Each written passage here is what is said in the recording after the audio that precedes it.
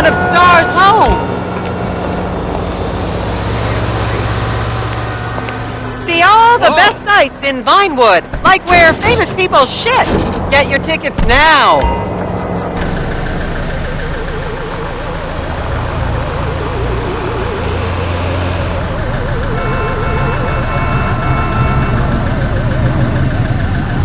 Vinewood is often referred to as the anal bleaching capital of the world.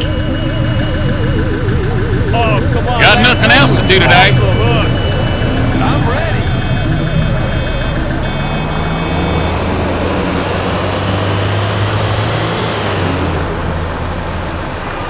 You never do this kind of thing in your own town. On your right, you'll see the world-famous Gentry Manor Hotel, a legendary party hangout for actors and rock stars and people trying to have sex with actors and rock stars.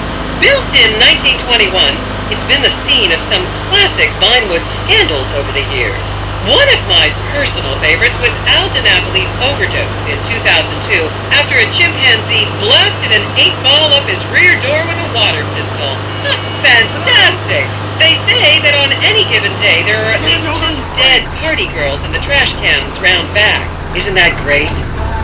Okay, smartphones at the ready, celeb spotters. We are now approaching the legendary nightclub, the Dungeon Crawler.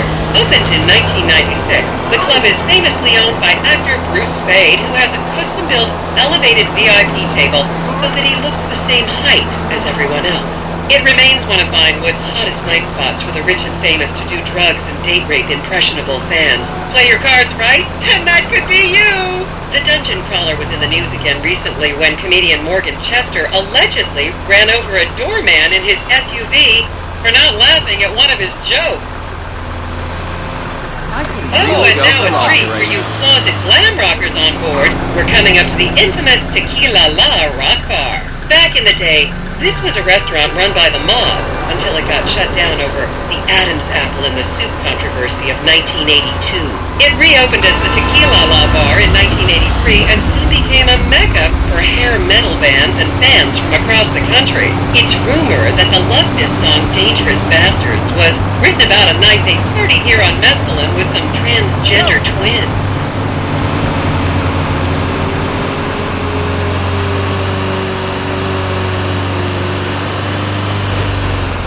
Now, this house up ahead is one of the many private residences of action movie director Mark Fostenberg. Fostenberg still maintains he was out of town when a 15-year-old Mexican girl was found dead in his pizza oven in 2007. The case was settled out of court and all charges were dropped.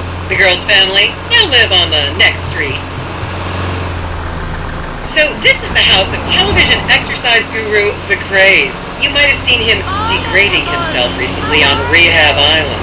Do any of you remember the 80s? Strange times.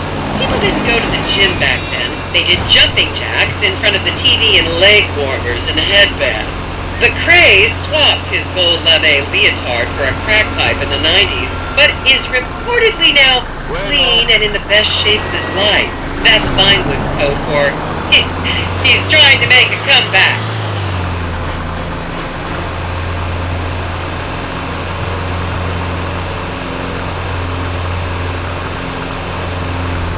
This is the home of celebrity wild child Martha Turn. Daughter of 70s comedy star Joni Term, Martha spent her teens partying on booze, her early 20s partying on coke, and her mid-20s staring at her shoes on heroin. Her tell-all autobiography about the difficulties of growing up really rich in Vinewood only sold 30 copies last year.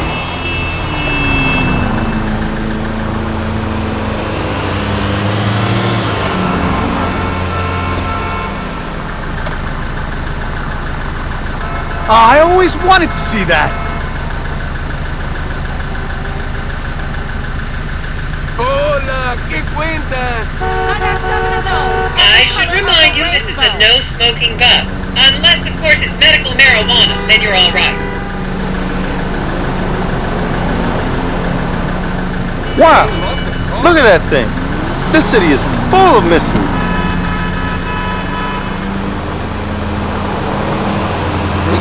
I'm not taking a photograph of that.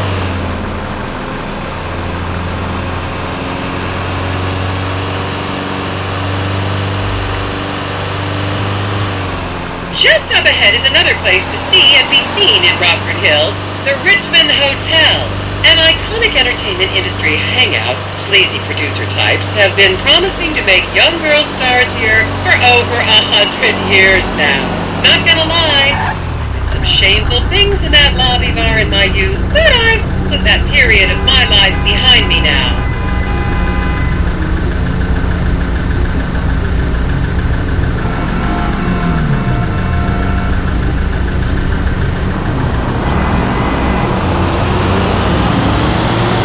You hear what the guide said?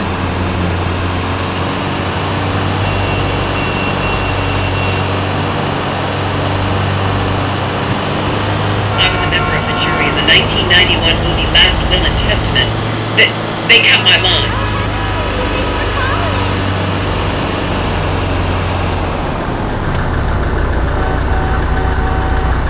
I want to see proof that the guide isn't lying.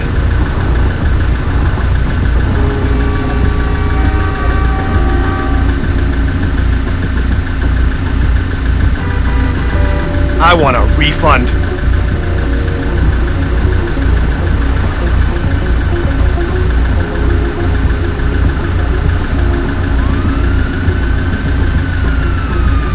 Man, I always thought this city was kind of a dump.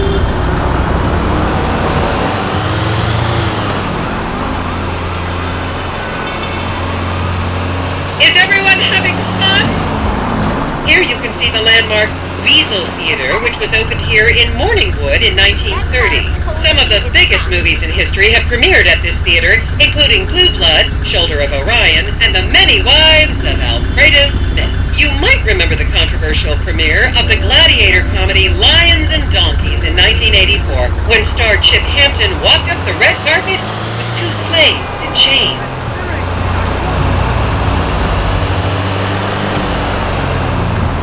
How are you doing? Who the hell are you? I don't have time. Who thought that thing was a good idea?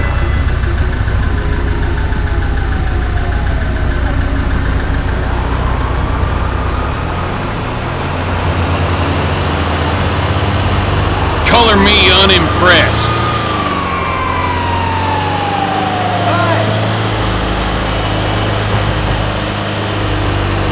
That's stupid.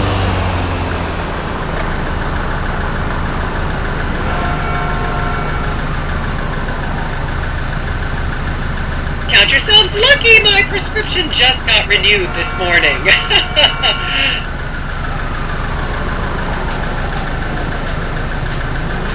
I should have brought my camera.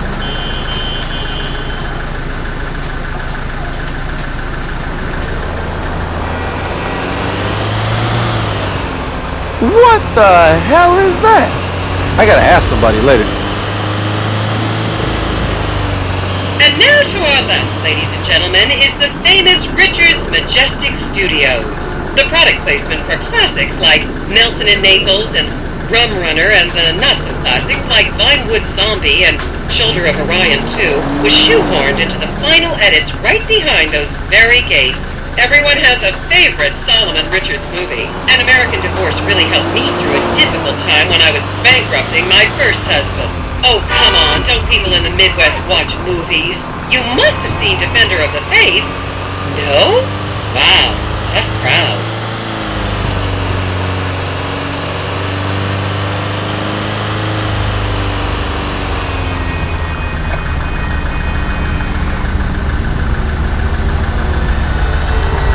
It's like real history going on right here.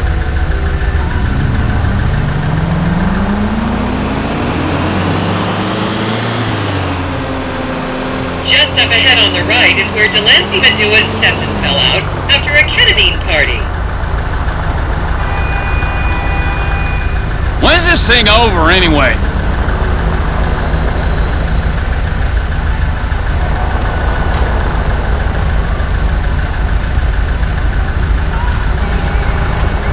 Not a nice bunch, these LS settlers.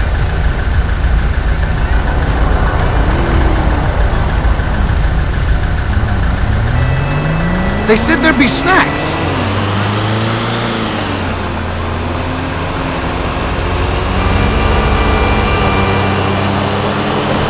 Remember, these people are rich and beautiful. That makes them better than us.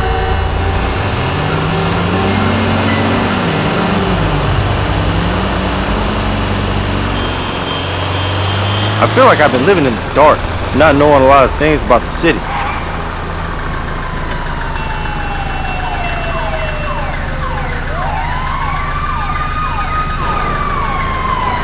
I'm learning things today.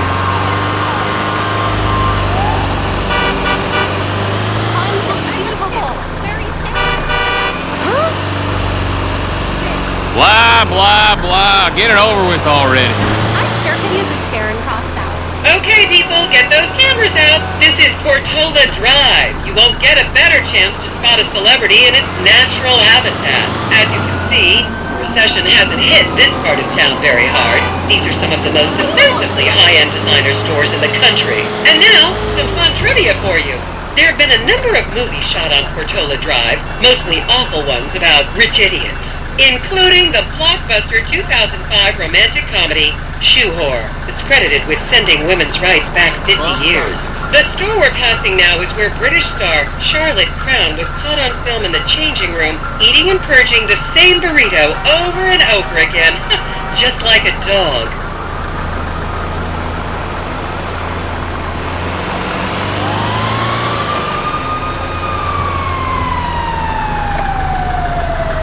Keep those cameras out and fingers on the trigger. Celebs are skinny and fast.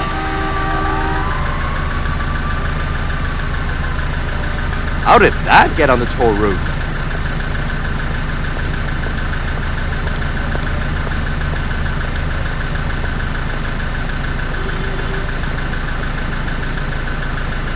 I always wanted to see that.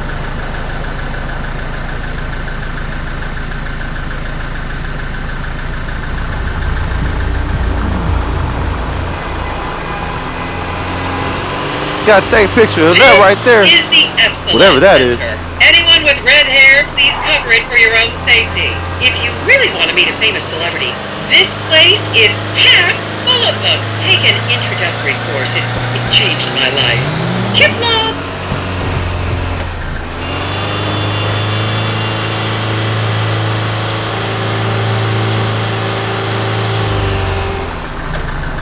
To the left, you'll see a spot where a pizza boy claims that Play P.G. Jackson asked him to remove his shorts.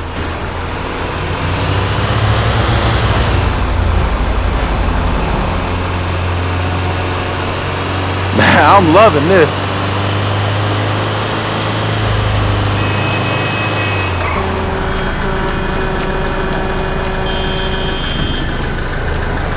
I'm not gonna remember any of this.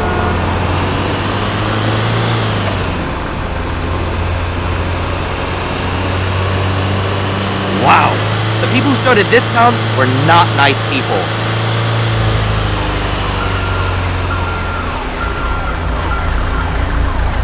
You'll recognize this stretch of road from those videos of Jill von Krastenberg with the Romanian shotgun team. Can we stop at Burger Shot?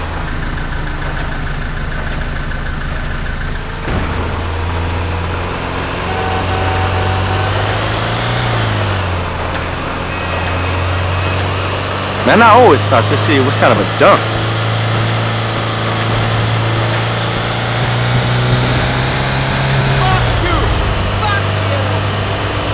It's like real history going on right here. And here is City Hall. This is where the mayor's office is, if any of you care.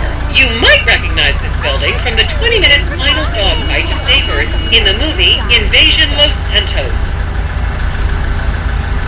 He's been doing reality shows, but he's really good.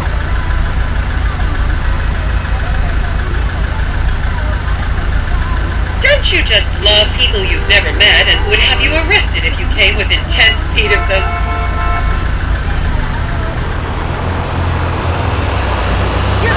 Big fucking deal. Who cares?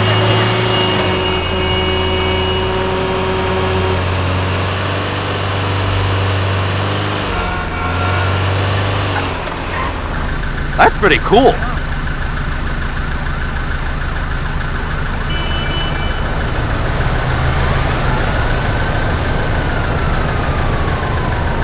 thought it would be bigger.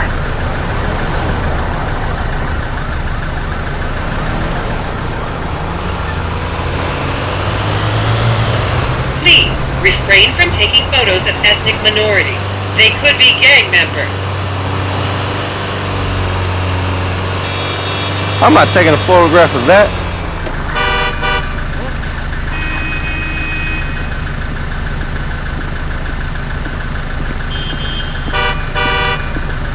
Who thought that thing was a good idea?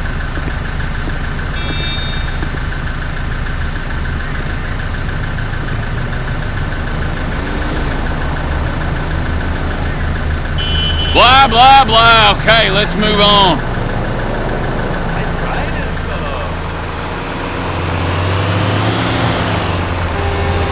The next corner is where actor Scott Stevens famously prolapsed after a failed party trick.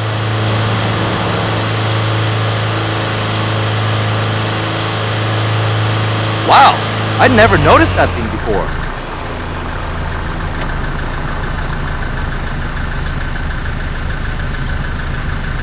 Would you look at that?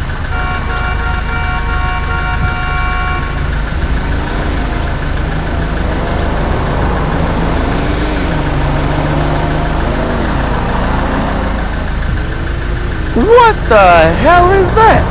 I gotta ask somebody later.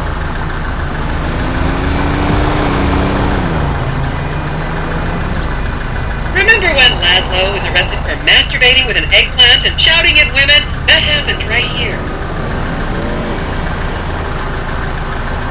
Wow! Look at that thing. This city is full of mysteries.